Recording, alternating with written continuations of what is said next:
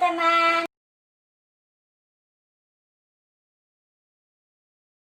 Kita berjumpa lagi dalam ibadah sekolah minggu online. Kita akan menyembah Tuhan. Mari kita berdoa.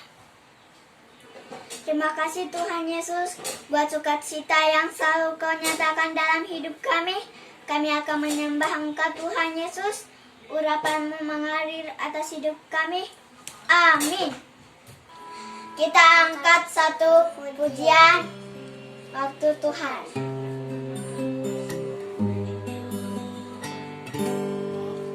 Tuhan pasti yang terbaik, walau kadang tak mudah dimengerti.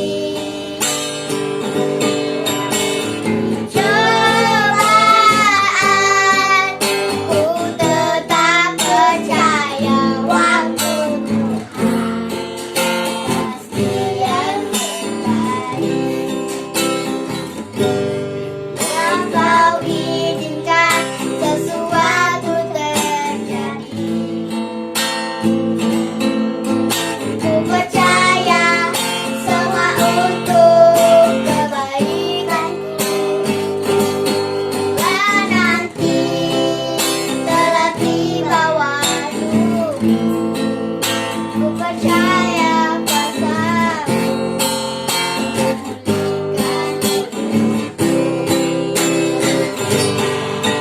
Tuhan pasti yang terbaik, walau kadang tak mudah dimengerti. Cobaan ku tetap percaya waktu Tuhan pasti yang terbaik. Waktu Tuhan pasti yang terbaik.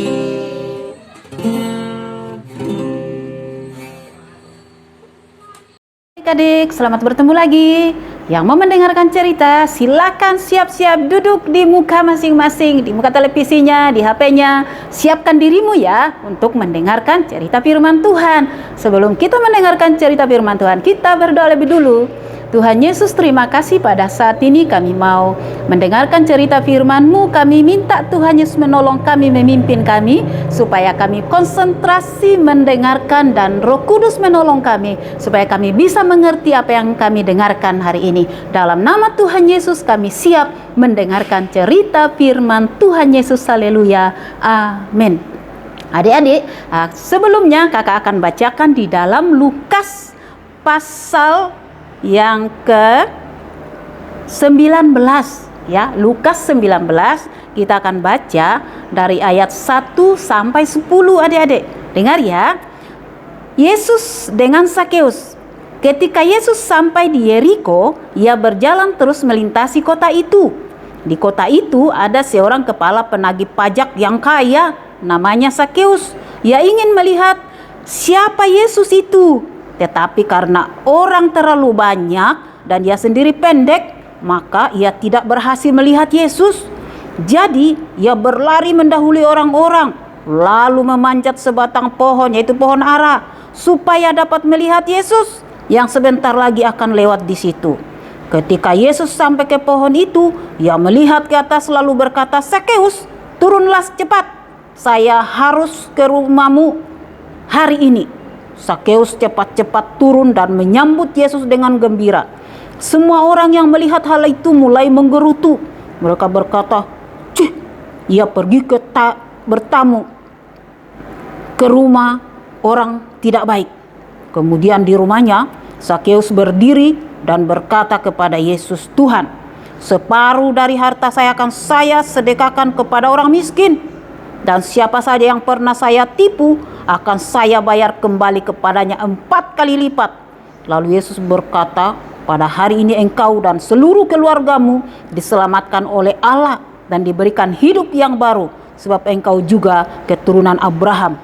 Anak manusia datang untuk mencari dan menyelamatkan orang sesat." Adik-adik, ceritanya sangat menarik ya, di mana seorang pemungut cukai, seorang kaya raya, tetapi dia berbadan pendek, kecil, dan dia ingin sekali melihat Tuhan Yesus, tetapi dia tidak bisa. Tapi dia luar biasa adik-adik. Dia walaupun kecil, dia pendek, dia berusaha mendahului orang banyak itu yang berkerumun menantikan kedatangan Tuhan Yesus. Dia berlari duluan, pergi mencari pohon yang namanya pohon ara. Dia manjat ke atas pohon adik-adik. Dia di atas pohon menunggu sampai Tuhan Yesus lewat. Wah, luar biasa. Setelah Tuhan Yesus datang lewat di tempat itu, di dekat dia manjat itu, Tuhan Yesus melihat ke atas. Sakeus, cepat turun. Aku mau ke rumahmu hari ini.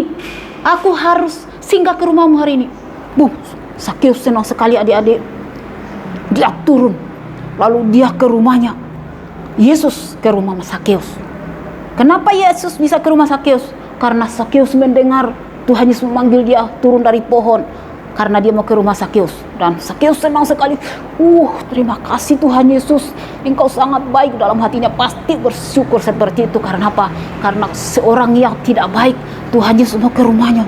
Sampai orang itu bilang, yang di sekitarnya itu, masa dia ke rumah orang yang tidak baik? Selama ini menipu banyak orang. Mereka berutuh di situ. Tetapi luar biasa adik-adik. Si Sakeus di rumahnya. Waktu Tuhan Yesus dari rumahnya, di tengah-tengah orang banyak, dia berdiri. Tuhan Yesus, separuh hartaku akan kuberikan kepada orang miskin. Separuh milikku akan kuberikan pada orang yang kesusahan. Apa yang pernah kutipu dari mereka akan kukembalikan separuh kepada mereka. Karena aku sadar ternyata aku bersalah selama ini. Jadi adik-adik, ceritanya sangat luar biasa. Di mana Tuhan Yesus itu sangat mengasihi orang berdosa.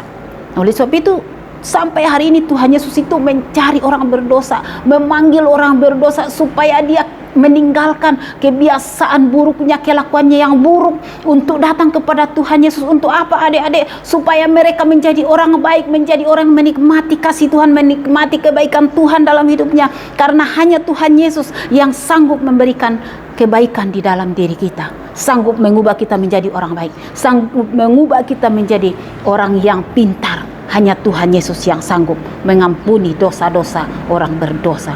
Orang yang jahat, yang suka menipu, suka mencuri, suka merampok, suka berdusta, akan diubah Tuhan menjadi orang yang baik, berkata benar, berkata jujur, berkata terbuka, tidak pura-pura lagi. Kalau selama ini dia pura-pura saja, sekarang dia benar-benar menjadi orang yang baik. Karena apa? Karena Tuhan Yesus sanggup mengubah orang yang datang kepadanya. Oleh sebab itu adik-adik, mari kita selalu datang pada Tuhan Yesus, supaya setiap hari kita selalu bersuka cita, selalu bergembira atas kebaikan Tuhan yang selalu nyata dalam hidup kita. Karena Tuhan Yesus itu benar-benar ada dan hidup nyata, menolong setiap anak-anaknya yang mau mendengar, yang mau datang kepada dia, yang mau menerima dalam hatinya, pasti dia diberkati. Oke adik-adik, sampai di sini ceritanya ya. Biarlah Tuhan Yesus yang memberkati kita, mengingatkan kita, dan kita selalu datang sama Tuhan Yesus ya. Dimanapun kita berada, Tuhan Yesus itu ada bersama kita. Tuhan Yesus memberkati kita. Mari kita berdoa. Tuhan Yesus, terima kasih buat hari ini. Kami sudah mendengarkan Tuhan Yesus sanggup mengubah Sakeus yang adalah seorang penipu yang memperkaya dirinya sendiri. Tapi setelah menerima Engkau dalam hidupnya, dia mengatakan bahwa separuh kekayaannya akan dikembalikan kepada orang yang pernah dia tipu, dikembalikan kepada orang miskin. Itu sangat luar biasa Tuhan Yesus. Oleh sebab itu kami juga rindu dalam hidup kami diubahkan menjadi anak-anak yang dengar-dengar, menjadi anak yang bisa berbagi bagi orang lain. Di dalam nama Tuhan Yesus kami berdoa ucap syukur. Haleluya. Amin. Shalom adik-adik, sampai ketemu lagi ya. Dadah.